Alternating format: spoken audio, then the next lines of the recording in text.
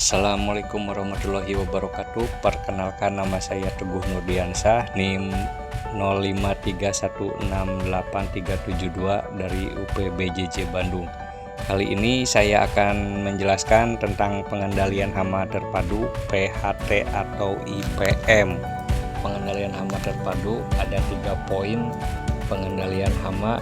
Yang pertama, tujuan memberikan pemahaman dasar kepada mahasiswa, meningkatkan kemampuan analisis mahasiswa, mempersiapkan mahasiswa sebagai calon penyuluh atau tenaga pendamping, mendorong kesadaran lingkungan, menumbuhkan keterampilan praktis, dan meningkatkan literasi agribisnis. Poin yang kedua, sasaran penyuluhan. Sasaran penyuluhan ada sasaran langsung. Pertama, petani, kelompok tani, petani milenial, mahasiswa, penyuluh pertanian, pelaku agribisnis. Dan yang sasaran tidak langsung, pemerintah, desa terkait petani, lembaga penyedia sasaran produksi, lembaga pemasaran dan optaker, dan masyarakat sekitar wilayah pertanian.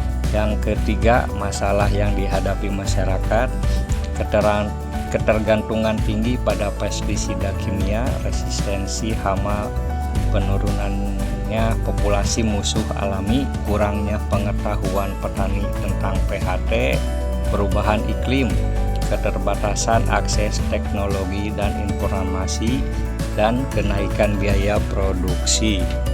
Pengertian PHT yaitu strategi pengendalian organisme pengganggu tanaman secara terpadu dengan menggabungkan berbagai teknis, diantaranya biologi, mekanik, kultur, teknis, kimia secara ekonomis, ramah lingkungan, dan berkelanjutan.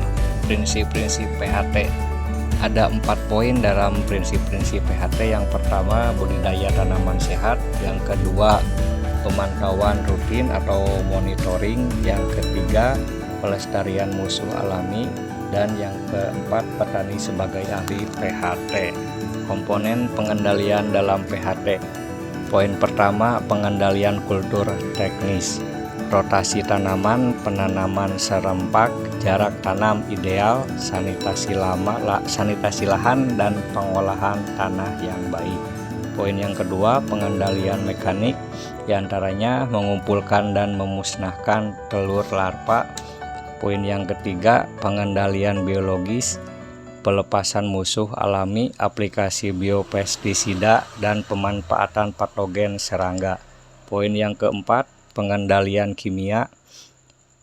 Pestisida digunakan hanya bila ambang ekonomi terlampaui, menggunakan pestisida selektif dan rotasi bahan aktif untuk mencegah resistensi. Selanjutnya, ambang ekonomi yaitu tingkat populasi hama di mana kerugian ekonomi sama dengan biaya pengendalian.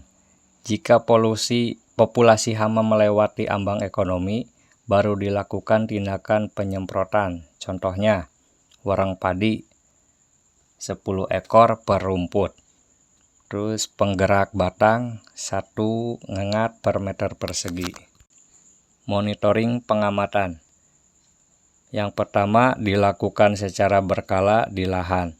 Yang kedua, mengamati kondisi seperti populasi hama, musuh alami, kerusakan tanaman, dan kondisi iklim. Monitoring atau pengamatan menggunakan jaring serangga, perangkap feromon, dan formulir pengamatan. Tahapan implementasi PHT. Yang ke-1, identifikasi organisme pengganggu tanaman, pengamatan dan pencatatan populasi hama, penentuan ambang ekonomi, pemilihan teknik pengendalian paling tepat, dan evaluasi hasil pengendalian. Manfaat PHT: mengurangi penggunaan pestisida hingga 50-70%, menjaga keseimbangan ekosistem, meningkatkan kesehatan tanah dan lingkungan, menekan biaya produksi pertanian, dan menghasilkan produk yang lebih aman. Contoh PHT dari padi tanaman serempak, pengendalian wereng dengan musuh alami, monitoring mingguan dan penyemprotan selektif bila ambang ekonomi terlampaui. Yang kedua, cabai, perangkap kuning untuk lalat putih, aplikasi Bioperia bassiana, sanitasi lahan, dan penggunaan mulsa plastik. Pepaya, PHT pada hama kutu putih dan tungau. Pemangkasan dan sanitasi daun terserang, introduksi predator, dan penyemprotan nabati bila diperlukan. Peran penyuluhan dalam PHT: yang pertama, memberikan edukasi tentang prinsip PHT, melatih petani melalui sekolah lapang, membantu identifikasi OPT, monitoring lahan bersama petani, dan merancang rekomendasi pengendalian efektif dan aman.